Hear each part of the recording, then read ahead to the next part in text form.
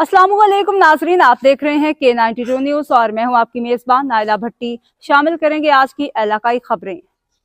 चौथा टी20 blind cricket world खेल के 9वें रोज पहला सेमीफाइनल।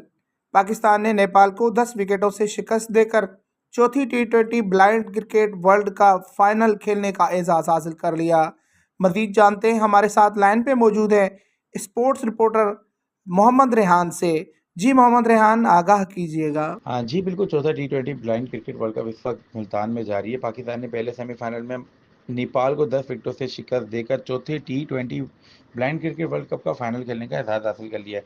मुल्तान क्रिकेट स्टेडियम में मेगा इवेंट के पहले सेमीफाइनल में नेपाल ने पाकिस्तान को जीत के लिए 95 रन का हदफ दिया, जिसे पाकिस्तानी ओपनर ने सिर्फ 5.3 ओवर्स में मुकम्मल कर लिया। पाकिस्तान की जानिब से कामरान अख्तर ने जारहाना बैटिंग का मुजाहरा करते हुए 21 बॉल्स पर एक छक्के और 12 चौकों की मदद से 63 रन और बाबर अली ने 32 रन बनाए। इससे कबल नेपाल ने पहले बैटिंग करते हुए 20 ओवर्स में 7 विकेटों के नुकसान पर 94 रन बनाए थे। नेपाल की जानिब से दरोगा दत्ता ने 42 बॉल्स पर 40 रन और रामीर ने 30 बॉल पर 17 रन बनाए। पाकिस्तान की जानिब से मोतीउल्लाह ने 4 ओवर्स में सिर्फ 5 रन के ओवर 3 खिलाड़ियों को आउट किया और इस तरह पाकिस्तान ने फाइनल खेलने का एजाज़ हासिल कर लिया।